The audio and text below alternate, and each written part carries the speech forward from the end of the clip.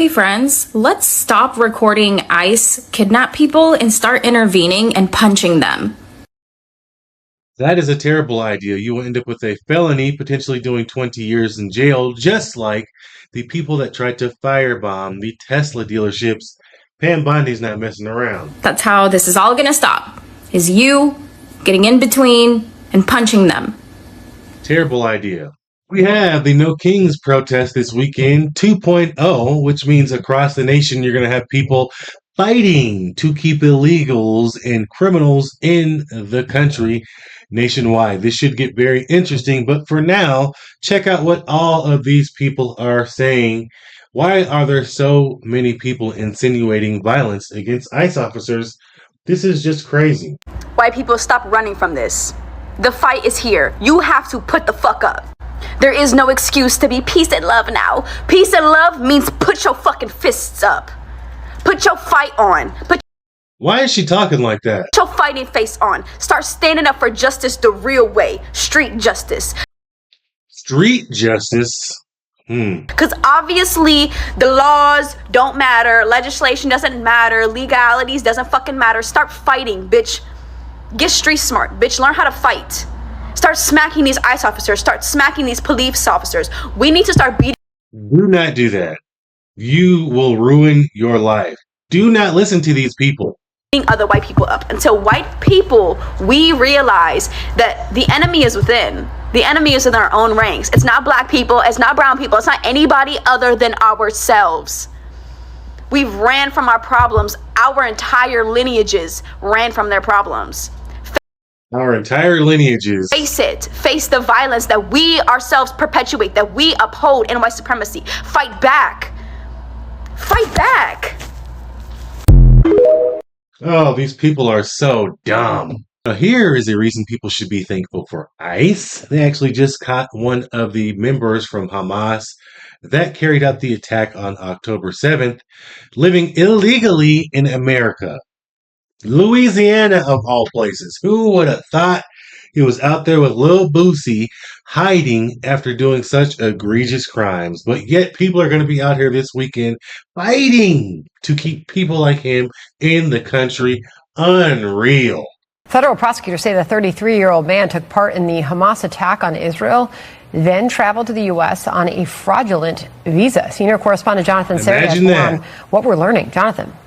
Yeah, Sandra, he was living here in the U.S. legally, at least on paper. Investigators say he lied on his visa application by failing to disclose his alleged connections to paramilitary illegally. Groups. He was living in Lafayette, Louisiana. His name is Mahmoud al-Matadi.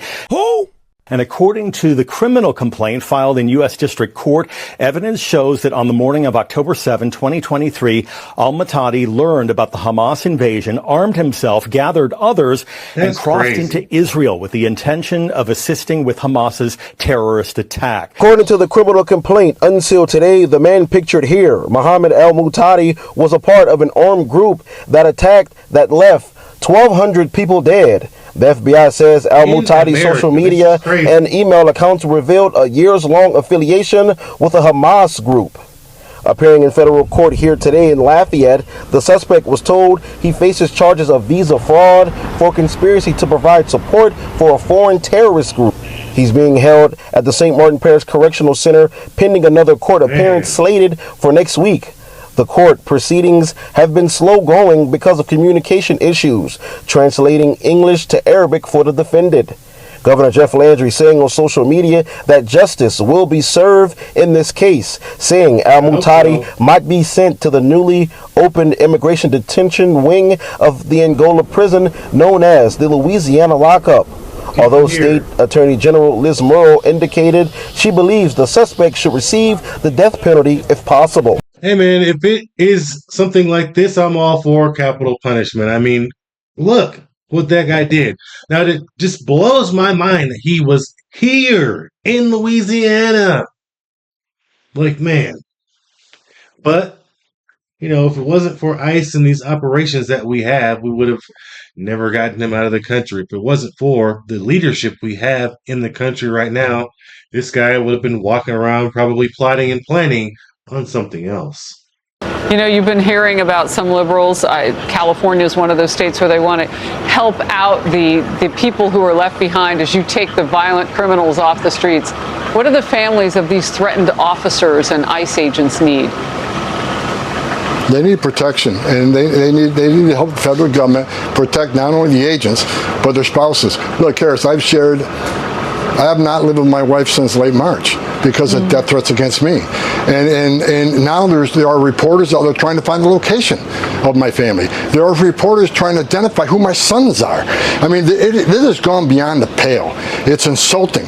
And, you know, God bless the men and women of ICE and Border Patrol. Before I go to bed every night, I say a prayer for every person out there wearing that shield that they go home safe to their families. And every illegal alien we arrest goes home safe to their families. I don't want to see any bloodshed. Now, I wonder if the same people that are funding these paid protests across the country are the same people that are funding the violence. It could very well be that they are funding not only the violence, but will put up the money for lawyers if something crazy does actually happen. It is egregious to see that Tom Homan has been working for ICE all the way back in the Obama days, the great reporter-in-chief, and only now is receiving all of these threats simply because he's working for the Trump administration. It's not going to be the end of this. We have paid protesters, paid people insinuating violence, and it's not going to stop as long as people are getting offered $200, $300, $400 a day to go protest and insinuate violence. Check it out. I just got offered $200 a day to go protest ICE in New York.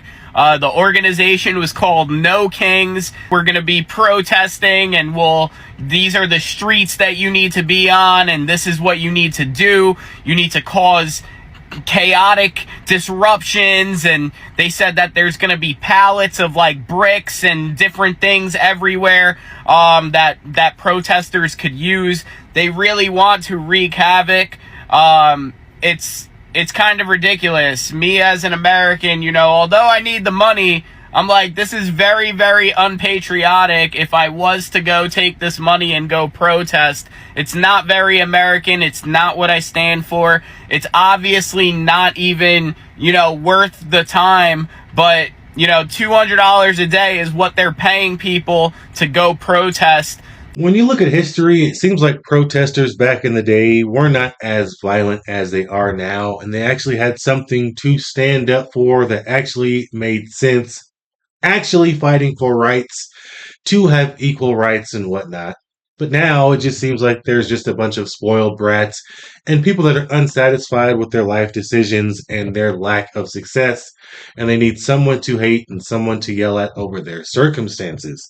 That is what I believe is happening. Now, for the people that are willing to put it all on the line, to be violent, to be an agitator, to stir things up at these protests that are actually defeating the whole purpose of protesting, those are the ones that we need to watch out for, and those are the people that Kash Patel will be coming after, because Antifa is literally a terrorist organization now, and people have been charged and they're facing serious time. So before people get out there and decide, you know what, I want to go assault ICE or do something violent against ICE or any of these federal agents, maybe they should watch this first. Well, let's talk about for a moment the arrest made at Prairieland. Okay, this is the ICE facility at Prairieland, Texas, which I guess is outside of Dallas. Allegedly, 2 Antifa people have been arrested, maybe more. Can you tell us a little more about that? This is breaking news, Larry. Just hours ago, a grand jury indicted 2 members of an Antifa-affiliated cell that launched an attack on a detention facility, attacking law enforcement and police officers.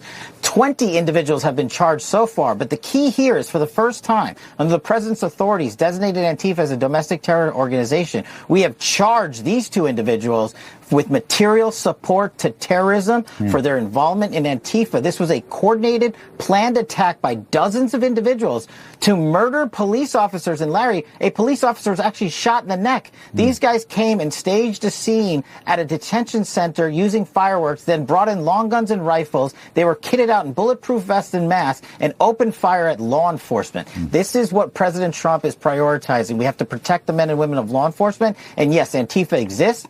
It's a terrorist terrorist organization. These are the first charges ever brought under this new designation. And this FBI is following the money, and we're going to dismantle these networks because people pay for this stuff. We're going to find them. They are equally criminally responsible as those that pull the trigger themselves.